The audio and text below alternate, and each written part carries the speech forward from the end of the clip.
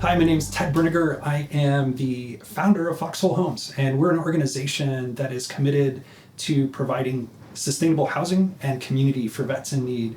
Basically, it's taking building houses out of salvage material and what would otherwise be waste material. So the wall structures of Earthships are made out of old car tires that have been pounded full of dirt, basically creating 300-pound bricks with that.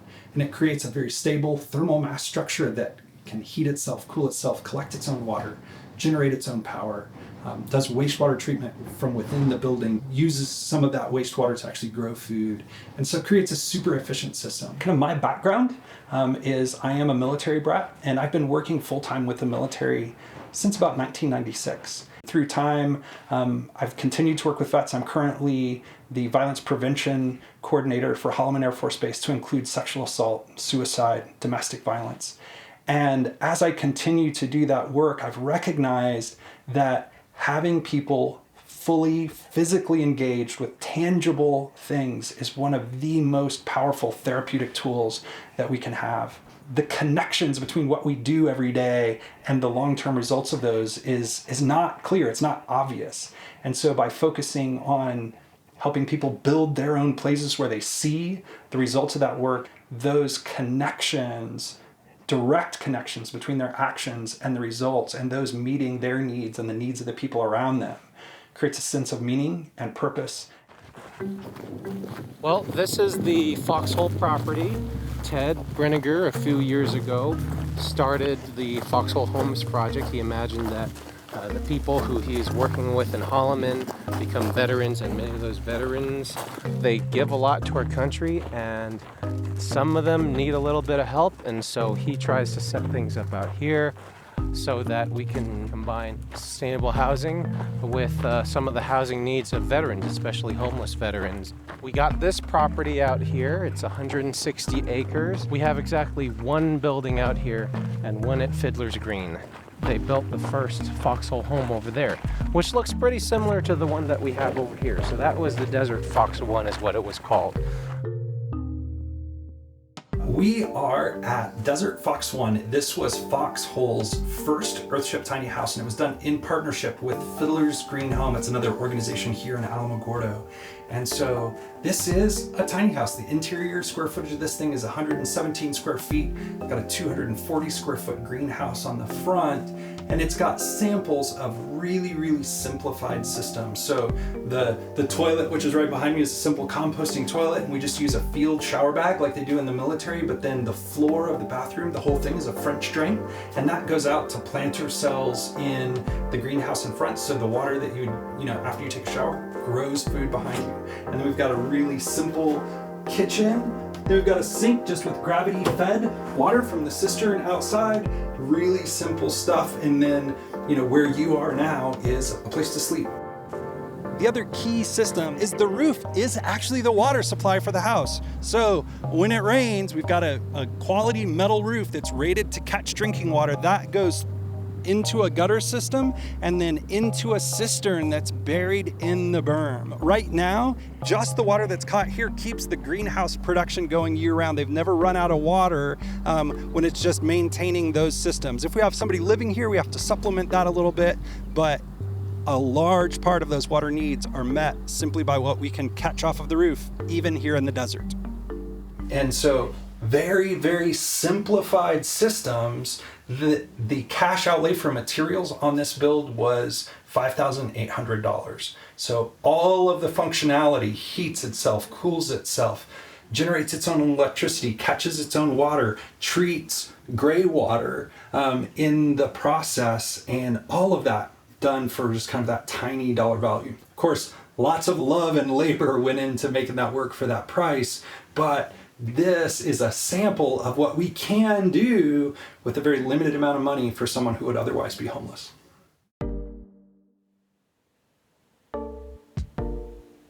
We planted a lot of stuff like cucumbers, watermelon, and these tubes. I don't know what's getting into it. Birds? Ground squirrels are getting everything. Yeah. They're eating all the garden. We can't seem to keep anything going, but for some reason they don't like the tomato plants. they'll eat everything but the tomato plants. So I'm Clint Blankenship. My role is I do security, help with builds. I'm the first resident out here, and this is Helen Yazzie. She came here and let you talk. Okay. All right. Well, I'm Helen Yazzie, and I'm actually from Shanto, Arizona. Yeah, I'm a native Navajo. We've been together for a year now, and we've known each other for about 2 years. When I first came to Alamagordo, of course, I said my truck was stolen. Had all my tools, all my clothes, had all my birth certificate, everything was in it, including cell phone. Well, it kind of stranded me here. So, and that was in July, 2 years ago. I jumped on the bus, came to Alamagordo with another guy, and I got here, and I liked a small town. The people were friendly. Of course, I didn't have anywhere to stay. It's, I had very little money. So at that time, I kind of went out in the desert and made me a little camp. Bordered it with cholla cactus so nobody could invade me or no animals could invade me. And I was really comfortable there. But then somebody told me about Ted. So Ted and I met at McDonald's. We had some coffee, and I took him to my little camp, and he was like, well, come on, let's go to Foxhole. And I was really comfortable in my camp. I was like, no, I'd built me a little rocket stove, and I had some pots and pans and a little ice chest, and I was doing very well. But I knew I couldn't find work in that kind of condition. I couldn't work all day and keep myself and clothes clean, and it was too hard. And so that's whenever I came out here.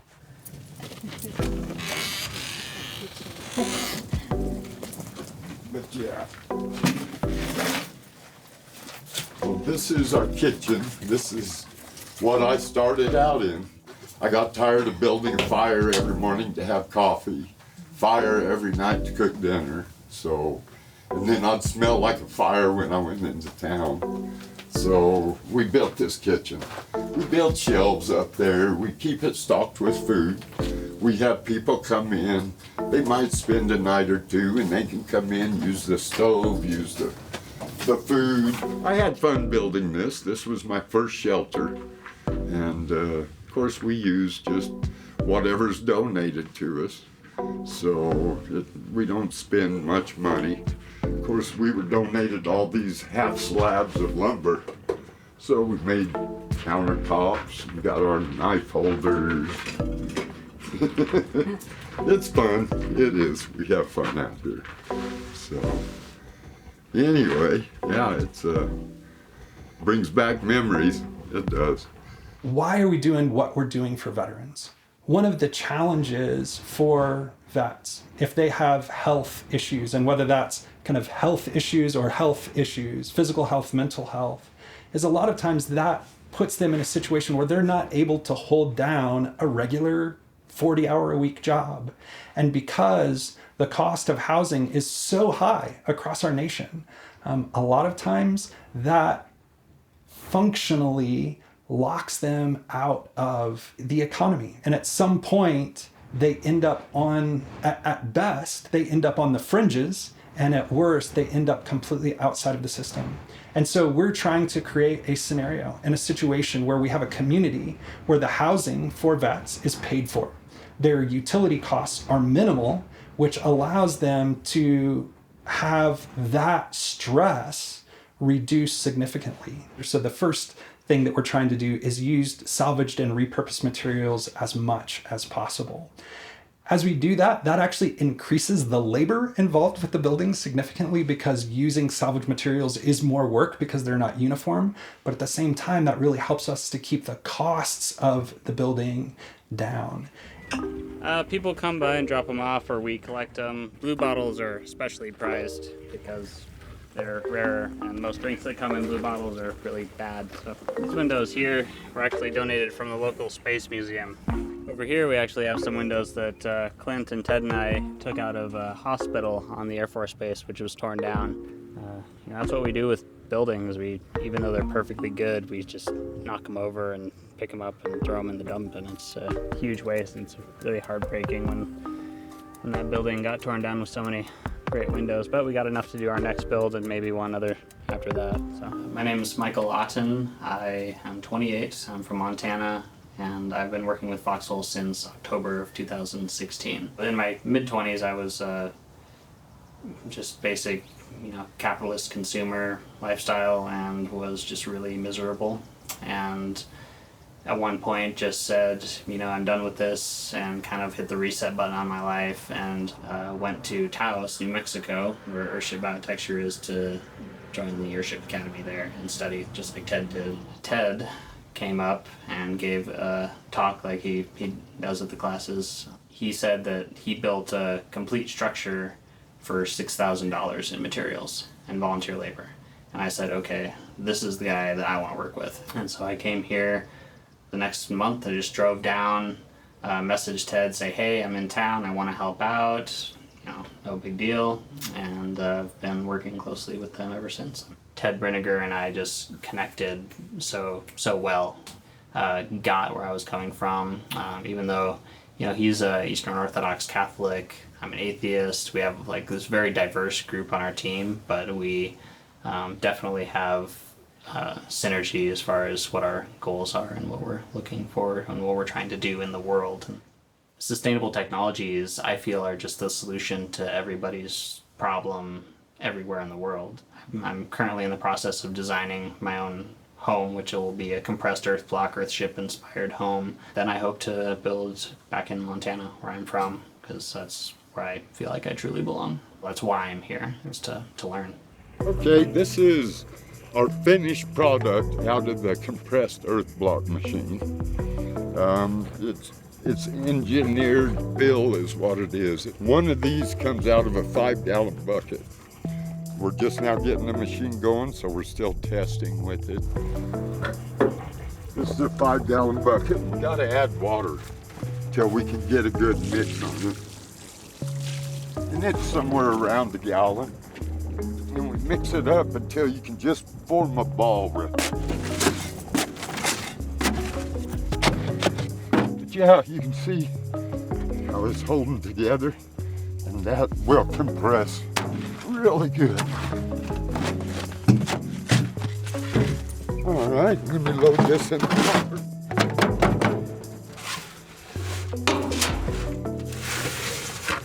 All right, now make sure it all went down there.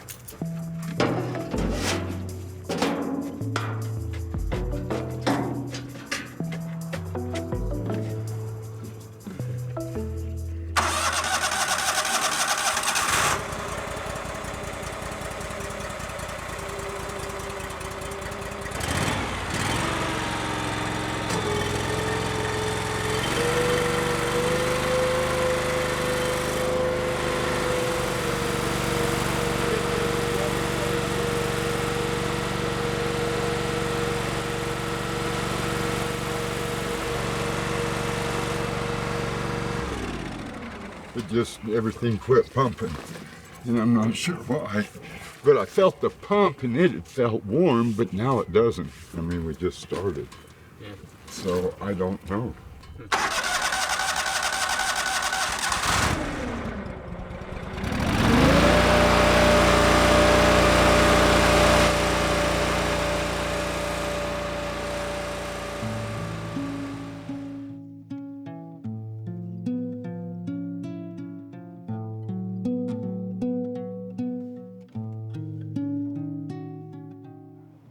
So since you were here last, one of the projects that we've been working on is this, what will be kind of our eating pavilion, an outdoor kitchen and space for about 50 people at a time to eat. One of the key pieces of community is a shared table. I feel like right now the whole organization is much the same as the shape of this greenhouse right now, where the bones are in place, the basic structure is there, but things still aren't fleshed out the way we'd like them to be. This summer, man, it's been a crazy summer. And so a couple of the big things that we have been working on is the land use plan and the subdivision and getting ready to build the shop. Those have been the main two focuses. And with that, we've made a lot of progress, but at the same time, we're not there yet quite on either one of them, and they're both extraordinarily close. And so it's this funny thing, as we get to those most important pieces of the project, it's requiring more oversight, and yet there's not any more bandwidth from the people involved. You have a limited capacity for decision making and self-control, and a lot more of that than usual for me has gotten taken up with the fact that this year in the Air Force there have been 50% more suicides at this moment than at the same point last year. And so we're really having to put a lot of focus on that. And that's taken up a lot of my bandwidth. And so things have not moved as fast as they may have in the past, where I was able to just shift gears faster and switch between tasks more effectively. Could Foxhole fail? Yes, it could, right? That's a possibility. Do I foresee that in the immediate future for Foxhole? No. There's enough of us who will, even if it's just 2 or 3 of us plugging away at it, little piece at a time, it'll keep going.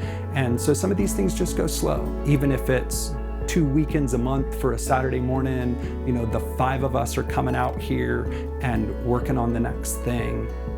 We're still meeting our mission. The important thing is that we create, in time, a community where vets can support one another.